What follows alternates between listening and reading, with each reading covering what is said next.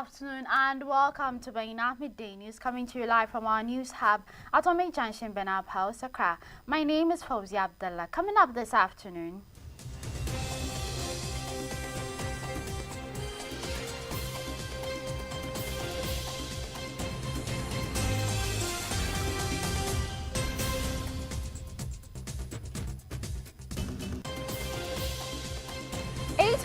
acres of land destroyed by illegal mining at Nyankumase have been successfully reclaimed.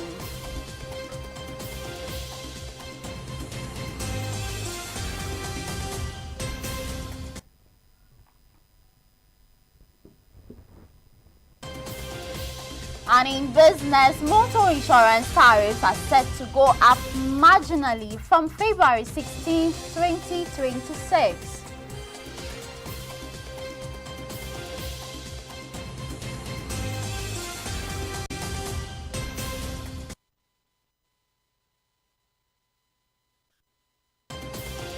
And on the international front, dozens of people have been killed by unidentified gunmen in an attack on two villages in Nigeria's western state of Kwara.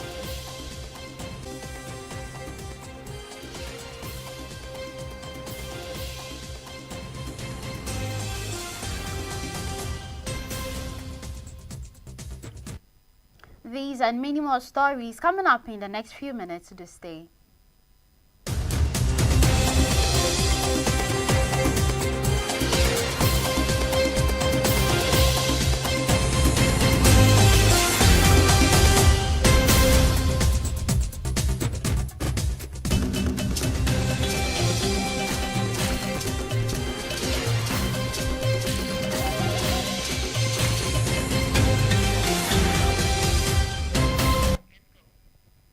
You're welcome back. You're watching Baina Midday News and we're streaming live on Facebook and on YouTube at Baina TV.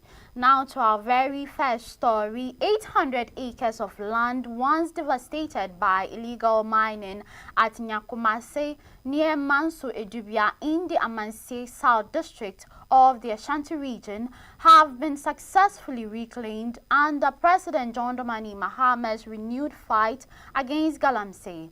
Inspecting the reclaimed site, the Minister of Lands and Natural Resources, Mr. Emmanuel Amakofi Bois, reaffirmed government's commitment to restoring degraded lands across the country.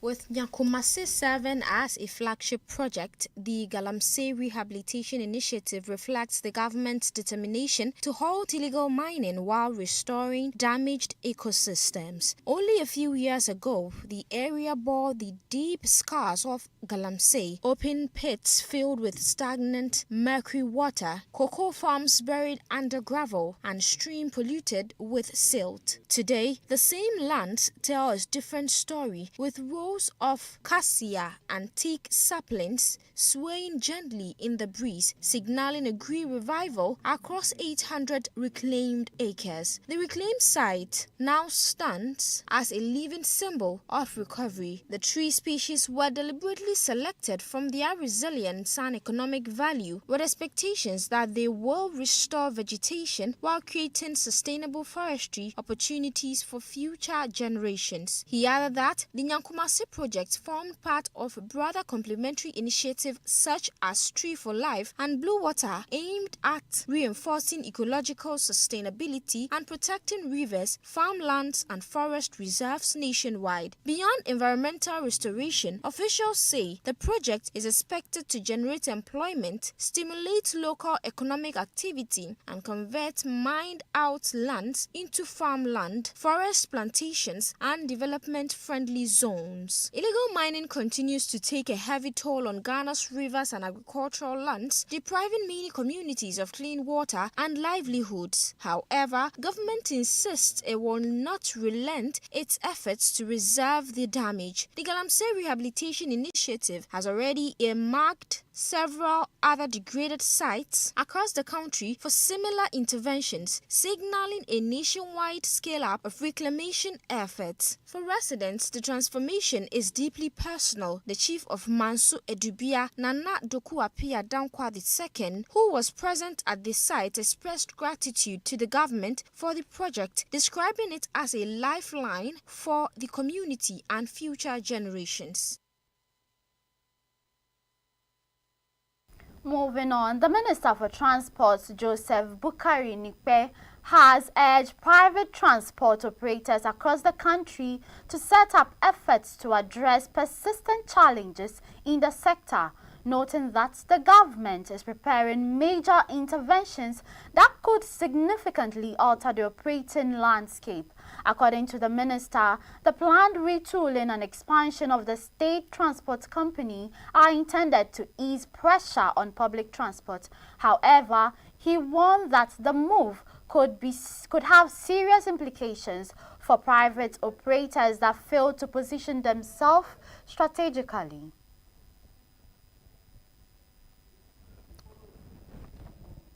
Mr. Nikpe cautioned that once government interventions are fully rolled out, private transport businesses that do not take advantage of existing gaps in the system may struggle to compete. Mr. Nikpe made these remarks during a working visit to the Intercity State Transport Company, where he assessed operations and engaged with management and staff. The visit formed part of a broader effort by the Ministry of Transport to evaluate public transport services and outline plans to improve efficiency, availability, and affordability for commuters.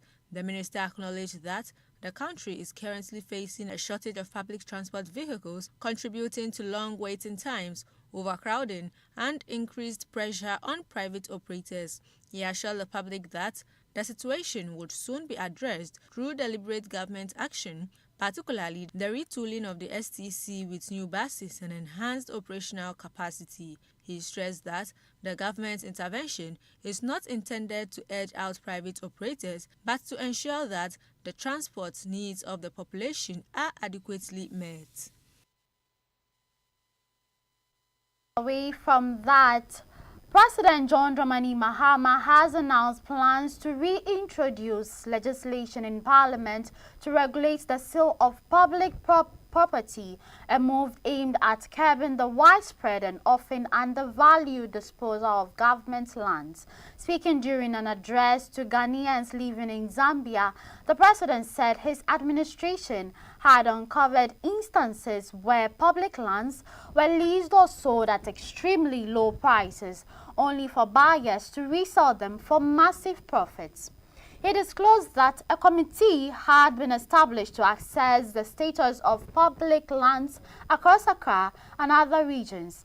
According to him, transactions involving lands whose titles had not yet been processed were halted and the lands reclaimed, while owners of already developed properties would be required to pay the true market value.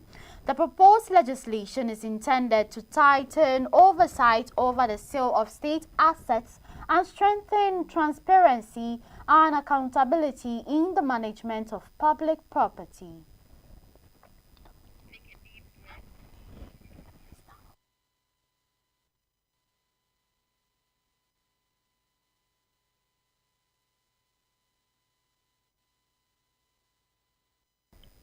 Moving on further in today's bulletin, Parliament has adopted the report of the Constitution and Legal Affairs Committee on expanding legal education and promoting awareness and training for legal professionals in the country. Dominic Ayine, the Minister of Justice and Attorney General, laid the Legal Education Reform Bill before the House on October 24, 2025.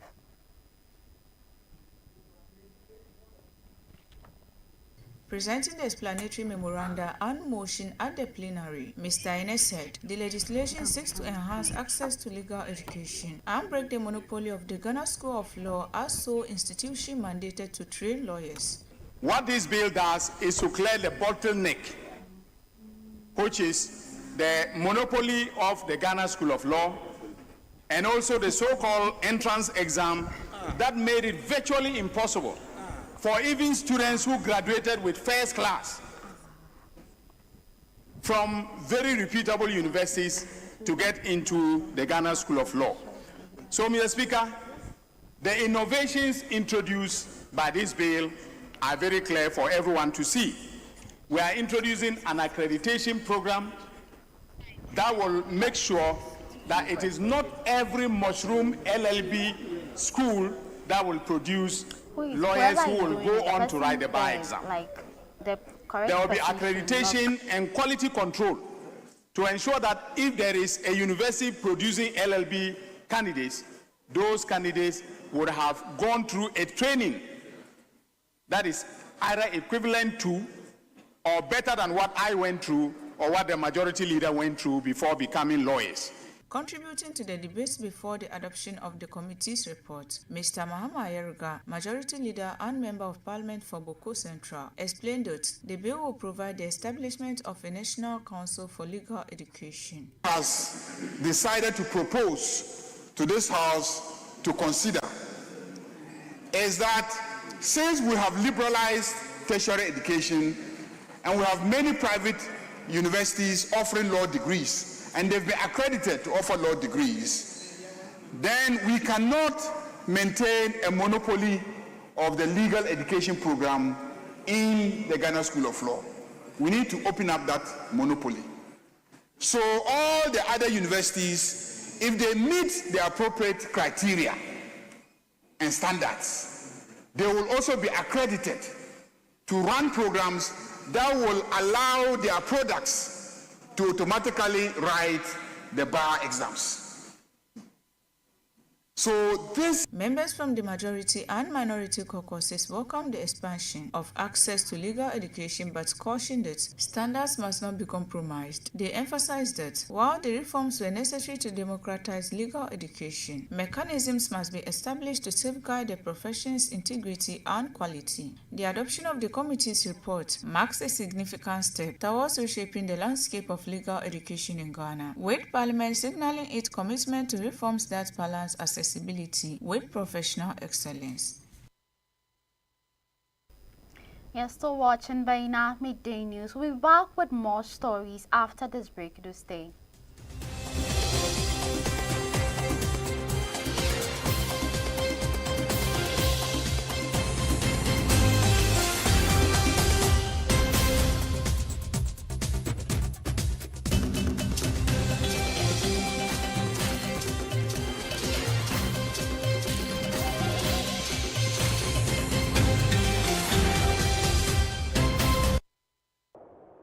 Allahu Akbar, Allahu Akbar.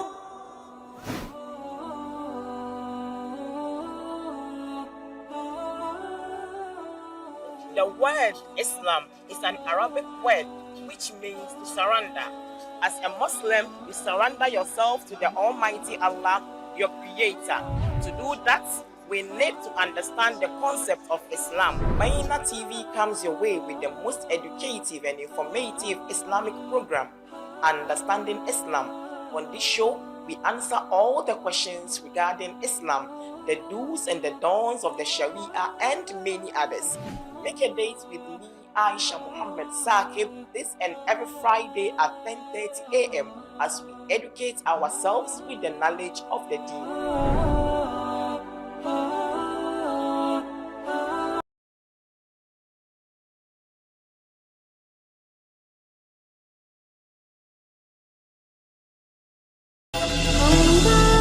Kadari ya yi baki, amma wai ba za su barin ciniki ba.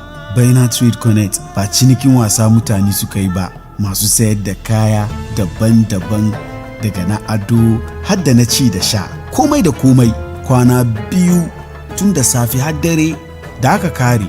Waɗanda suka ki zuwa sun yi da na sani. Amma kaga waɗanda suka zo sun yi ciniki, suka dace kuma suka yi murna.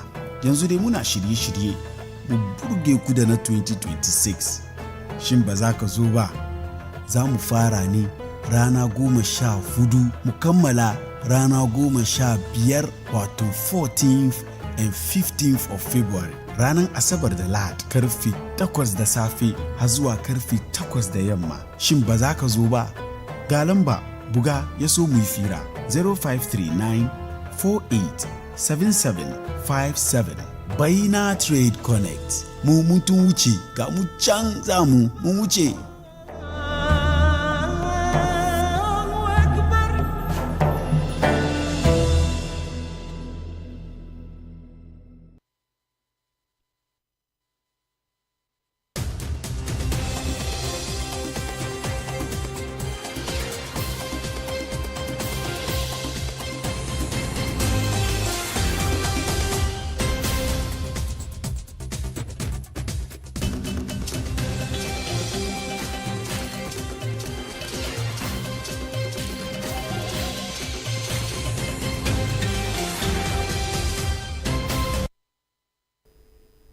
You're welcome back and thanks for staying. If you just tuned in, you're watching Baina Midday News and we're streaming live on Facebook and on YouTube at Baina TV. Now let's move on to the world of business, and motor insurance tariffs are set to go up marginally from February 16, 2026 following approval by the National Insurance Commission. The NIC has authorized the new charges to apply to all non-life policyholders, and most sources say have been influenced by recent economic development. According to the sources, the adjustment is expected to help insurance companies meet their obligation to policyholders when claims arise. The review will affect all categories of non-life insurance policy holders. A letter from the NIC cited by Joy Business has also reminded industry players to strictly adhere to the approved rates. The Commission further indicated that it will update the motor insurance database accordingly to reflect the changes. However, it remains unclear how the increase could affect the operational costs for commercial drivers and whether it could complicate ongoing efforts to persuade transport operators to reduce fares.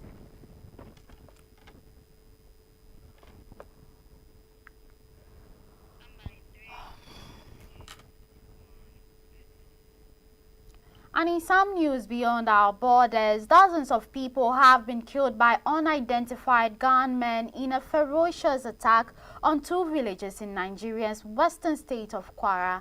The attackers set fire to shops and homes along with the residents of the traditional leader, forcing the residents of Nuku and Woro to flee. The death toll is unclear, with at least 35 people dead, while a Red Cross official told the AFP news agency the figure had gone up to 162. The attack, one of several across Nigeria in the last 24 hours, comes as the defense minister confirmed to the BBC that a small team of U.S. troops was in the country to help with intelligence and training.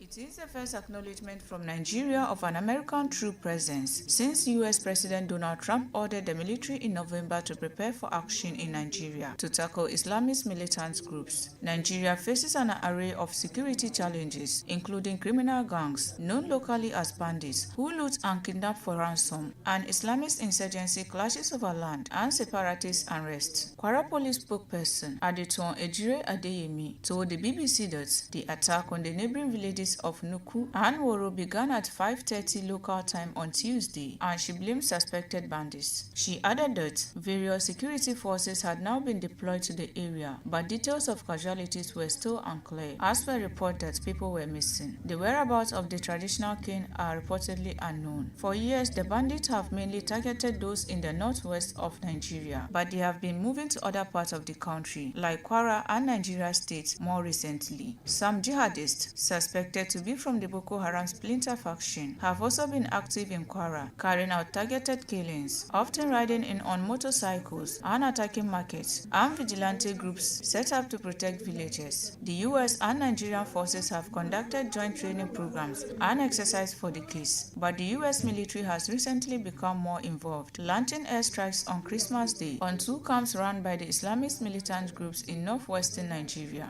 In recent weeks, Nigerian forces have stepped up operations against armed groups. On Sunday, the army said it had killed senior Boko Haram commander and 10 other militants during an operation in Borno State.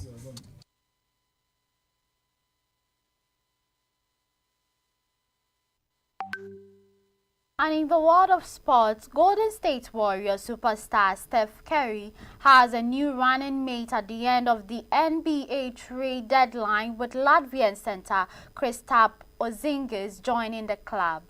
Porzingis, an NBA champion with the Boston Celtics, joins the Warriors from the Atlanta Hawks, with Jonathan Kuminga and Buddy Hield going in the opposite direction from the Warriors to the Hawks. The 7'2" Porzingis was moved by Boston to Atlanta at the start of this season, but struggled to stay healthy and played in just 17 games, where he averaged 17.1 points, 5.1 rebounds, and 2.7 assists in 24.3 minutes. Porzingis' addition to the Warriors pretty much ended the team's pursuit of a possible trade for Milwaukee Bucks star Giannis Antetokounmpo, who ended up sticking with the Bucks after being heavily linked to a move from Milwaukee. Golden State, at the time of writing, ranking 8th in the Western Conference standings and are on course for a playoff spot via the play-in tournament. Kuminga and Hield were productive in the Warriors' rotation, averaging 12.1 points and 5.8 rebounds and 8 points respectively. Now, this brings us to the end of today's news bulletin. For more news, you can visit our website at www.bainamultimedia.com. My name is Fauzia Abdullah. Do have a good afternoon.